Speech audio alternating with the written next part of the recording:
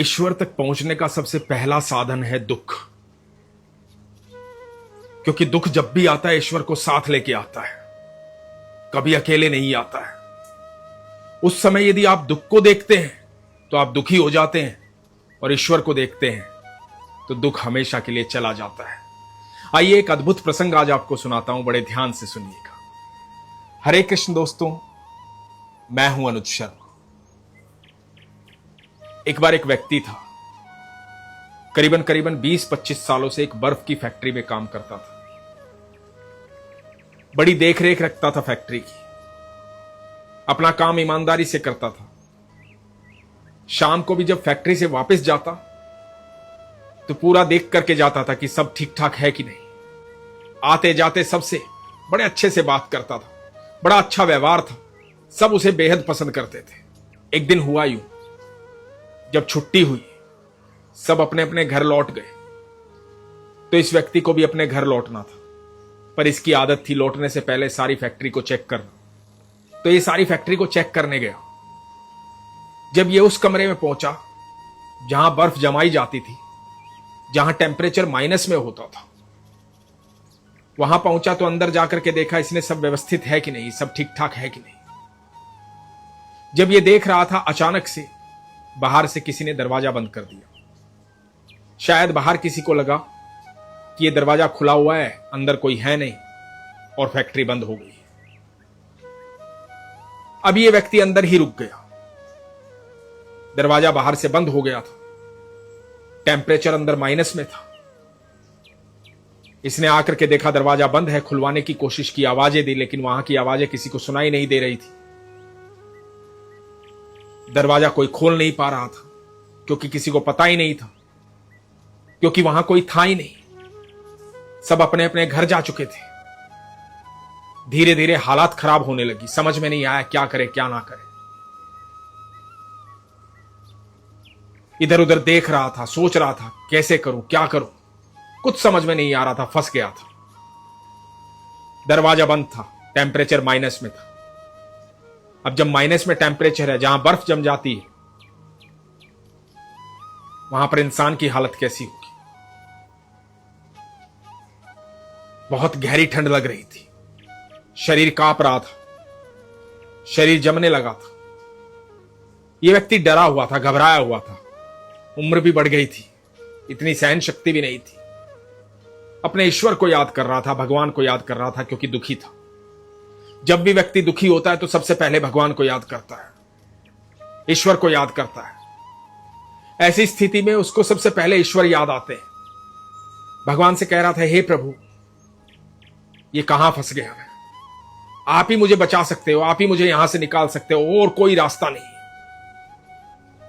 और आप तो सब कुछ कर सकते हो, आपके लिए तो सब कुछ संभव है, आपके लिए कुछ भी असंभव नहीं है। कृपा कीजिए प्रभु। लगातार प्रार्थना कर रहा था और रो रहा था। भगवान से कह रहा था, प्रभु, मेरे घर में कमाने वाला अकेला मैं हूं, मेरा परिवार मेरा इंतजार कर रहा होगा, मैं घर नहीं पहुंचा तो वो लोग बड़े परेशान हो जाएंगे, और मुझे यहां कुछ हो गया तो उनका कैसे होगा। मुझे बचा लो प्रभु। भगवान से प्रार्थना की, भगवान से कहा, हे प्रभु, यदि मैंने अपने जिंदगी में कोई भी अच्छा कर्म किया हो, कोई भी एक भी अच्छा कर्म किया हो, तो मुझे बचा लो प्रभु, मुझे यहां से निकालो प्रभु, आप सब कुछ कर सकते हो प्रभु। रो रहा था और प्रार्थना कर रहा था, रो रहा था और प्रार्थना कर रहा था। शरीर जमता जा रहा था, नीला पड़ रहा था, इतनी ठंड लगने लगी कि बेहोश हो गया। थोड़ी देर बाद वो दरवाजा किसी ने खोला। जब वो दरवाजा खोला और सामने देखा कि ये व्यक्ति यहां पड़ा हुआ है बेहोशी की अवस्था में, इसे फटाफट वहां से बाहर निकाला। इसके हाथ पैर मसले, इसको हीटर के पास लेकर आए, थोड़ी गर्मी दी, हाथ पैर मसलने लगा। थोड़ी देर बाद इस व्यक्ति को होश आया। जब होश आया तो इसने देखा कि सामने रामू काका है, जो यहां फैक्ट्री की चौकीदारी करते हैं, जो यहां फैक्ट्री में ही रहते हैं। रामू काका ने कहा कि अब ठीक हो आप? इस व्यक्ति ने कहा कि हां रामू काका, लेकिन आपको कैसे पता लगा कि मैं भीतर हूं? आपने कैसे बचाया मुझे? रामू काका ने जो कहा वो बड़ा हैरान करने वाला था। रामू काका ने कहा कि इस फैक्ट्री में सबसे पुराना मैं, पिछले 30 सालों से यहां काम करता हूं और करीबन करीबन 20 सालों से तुम यहां काम करते हो। हजारों लोग रोज आते हैं जाते हैं, सब लोग अपना अपना काम करते हैं।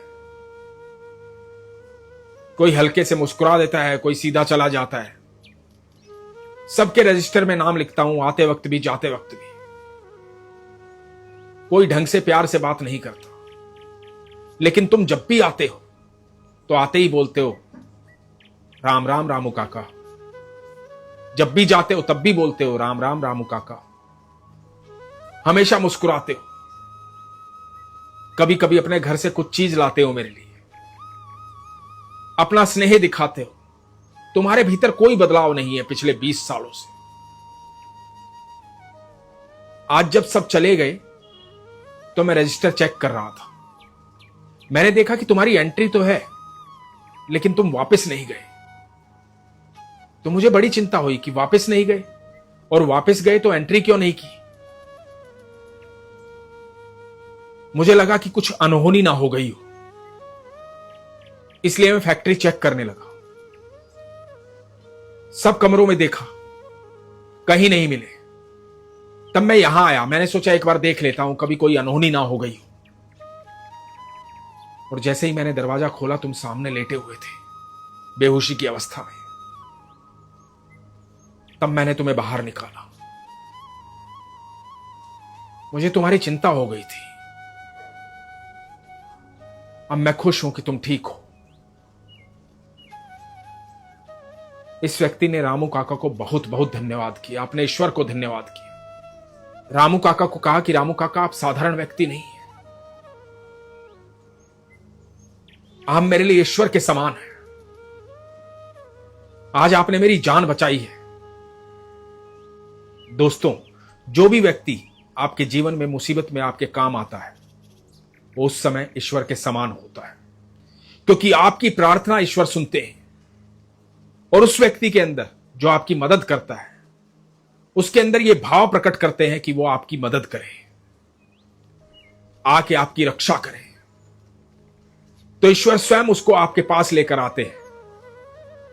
जो लोग लगातार नाम जाप करते हैं, प्रभु की भक्ति करते हैं, प्रभु के सानिध्य में रहते हैं, आप यकीन मानना, उनके इर्द गिर्द हमेशा ऐसे लोग रहते हैं जो उन्हें सही मार्ग पर चलाते हैं, उनके कार्य सही करवाते हैं, उनकी रक्षा करते हैं, उनका हमेशा भला सोचते हैं, कभी उनके साथ गलत होने नहीं देते हैं। और यदि वो कहीं फंस जाते हैं तो अचानक से अनजान लोग आकर के उन्हें बचा लेते हैं। ये ईश्वर की शक्ति है। ईश्वर दुश्मन के मन के भीतर बैठकर भी उसका मन बदल देते हैं। यदि आपका सच्चा विश्वास है और आप ईश्वर के सानिध्य में हैं, तो आप हमेशा निश्चिंत रहें। आपका कभी कोई बुरा नहीं कर सकता। दोस्तों, आपके दिन में किया गया छोटा सा कर्म, एक छोटा सा अच्छा कर्म, आपको क्या फल देगा उसका अंदाजा भी आप नहीं लगा सकते। आप आज किसी को मुस्कुराहट दे रहे हैं तो यकीन मानना, एक दिन वो आपके जीवन में मुस्कुराहट का कारण बनेगी। यदि आज आप किसी को थोड़ा सा सुख दे रहे हैं तो वो दिया गया सुख आपके जीवन में एक दिन बड़े सुख का कारण बनेगा। आपके कितने भी बुरे कर्म रहे हो, लेकिन यदि आज आप ईश्वर के सानिध्य में हैं तो आप निश्चिंत रहें। आपके बुरे कर्मों के फल काटने में भी ईश्वर आपके साथ होंगे। वो आपके प्रारब्ध में आपके संग खड़े रहेंगे। एक बार विश्वास से उनके सानिध्य में तो आइए, भरोसा तो कीजिए, एक बार दिल से पुकार के तो देखिए। आप यकीन नहीं मानेंगे कि जितना प्रेम हम कभी ईश्वर से नहीं कर सकते, उससे कहीं अधिक प्रेम ईश्वर हमसे करते हैं। एक बार उनके सानिध्य में आइए, विश्वास मजबूत कीजिए, फिर देखिए आपके जीवन में हर पल चमत्कार होगा। आपको हर व्यक्ति के भीतर ईश्वर दिखाई देंगे। आपको हमेशा यह लगेगा कि प्रभु हर समस्या में मेरे साथ खड़े होते हैं, मेरा हर काम अपने आप बन जाता है। आपको हर जगह सुकून की प्राप्ति होगी, लेकिन इसके लिए अत्यधिक विश्वास की आवश्यकता है। इसीलिए हमेशा कहता हूं, अपने विश्वास को मजबूत रखिए, अपना ख्याल रखिए। हरे कृष्ण।